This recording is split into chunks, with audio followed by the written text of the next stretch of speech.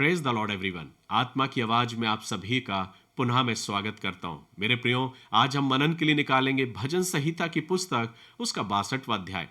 मेरे प्रियो, यहाँ पर दाऊद परमेश्वर से प्रार्थना करते हुए अपने विश्वास को बयां कर रहा है, और सिर्फ परमेश्वर को ही नहीं पर मेरे और आपके जीवन से भी बात करना चाहता है।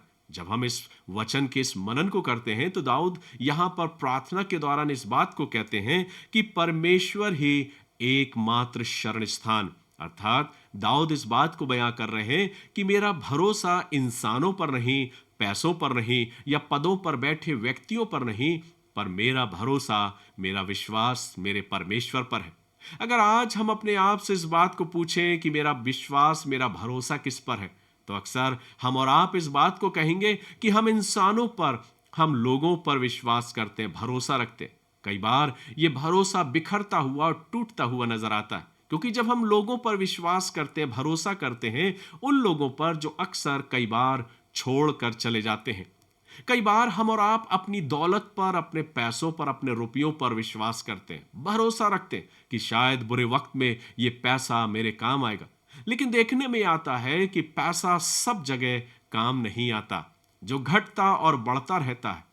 कुछ लोग हैं जो पदों पर बैठे आसीन ऐसे व्यक्तियों पर विश्वास करते हैं कि शायद बुरे वक्त में ये मेरे काम आएंगे। लेकिन मेरे प्रियो, इसके विपरीत दाऊद अपने इस प्रार्थना के द्वारा इस बात को बयां कर रहा है, और मेरे और आपके दिल से भी ये चाहता है कि हम और आप भी अपने जीवन में दाऊद की इस प्रार्थना को सीखने पाए। दाऊद कहते हैं कि मेरा विश्वास किसी इंसानों पर नहीं जो निरंतर बदलते रहते हैं और कई बार छोड़कर भी चले जाते हैं। दाऊद ये कहते हैं कि मेरा विश्वास, मेरा भरोसा पैसों पर नहीं जो घटता और बढ़ता रहता और हर जगह पैसा काम नहीं आता। मेरा विश्वास पदों पर बैठे आसीन व्यक्तियों पर नहीं, लेकिन मेरा विश्वास, मेरा भरोसा मेरे परमेश्वर पर है। क्या कुछ दाऊद यहां पर कहते हैं, लिखा है, सचमुच मैं चुपचाप होकर परमेश्वर की ओर मन लगाए रहूं, मेरा उद्धार उसी से होता है। सचमुच वही मेरी चट्टान और मेरा उद्धार है, वही मेरा गढ़ है, मैं अधिक ना डिगूंगा।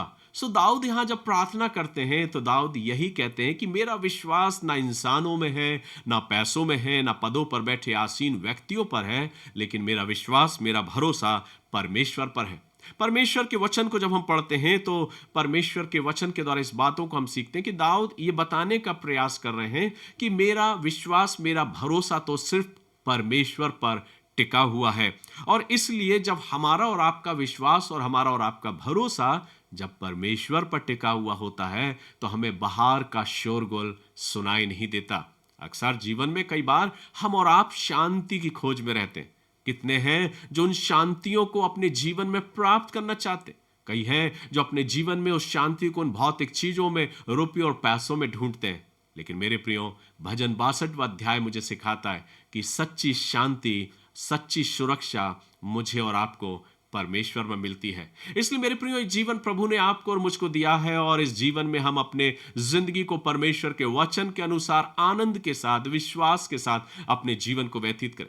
किसी बात की चिंता ना करते हुए परमेश्वर पर विश्वास रखते हुए अपनी जिंदगी को व्यतीत करें, आनंदित और मग्न हो। लेकिन इस बात का ख्याल रखें, हर बार इस बात को सोचते रहें, कहीं ऐसा तो नहीं कि मेरा विश्वास परमेश्वर से हटकर उन व्यक्तियों पर आ चुका है जो पदों पर आसीन है, या उन व्यक्तियों पर आ चुका है जो कई बार हमको और आपको छोड़कर चले जाते, या मेरा भरोसा मेरे रुपयों और पैसों पर है। लेकिन यह भजन मुझे सिखाता है कि दाऊद बड़े विश्वास के साथ इस बात को कहते हैं कि सचमुच वही मेरी चट्टान और मेरा उद्धार है।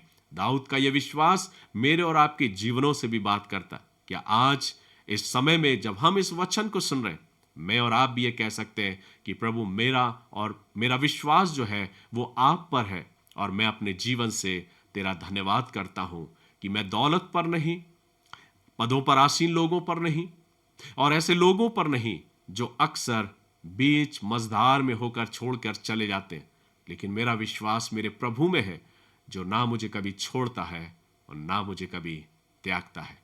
मेरे प्रियो, प्रभु अपने इस वचन के द्वारा आप सभी को आशीष दे। प्रभु की आवाज आपके दिलों को छूने पाए।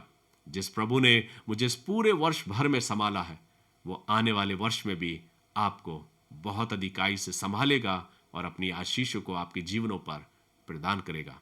आइए हम प्रभु का धन्यवाद करें, प्रभु की इन आशीषों के लिए जो उसने मेरे और आपके जीवन में दिया है। आइए हम प्रार्थना करें। प्रेमी दयालु पिता, बड़ी नम्रता और दीनता के साथ हम तेरे करीब आते हैं। हमारे होठों से सिर्फ एक ही शब्द निकलता है और वो है धन्यवाद का। प्रभु हम धन्यवाद देते हैं, इस पूरे वर्ष भर आपने हमें संभाला है। अपने जीवनों को प्रभु हम तेरे हाथों में देते हैं कि आने वाला वर्ष हम सभी के लिए आपकी सुरक्षा और आपके अनुग्रह से परिपूर्ण है। प्रभु होने दे कि हम दुनियावी चीजों पर नहीं, पर हमारा विश्वास, हमारा भरोसा सिर्फ आप में अटूट रहने पाए।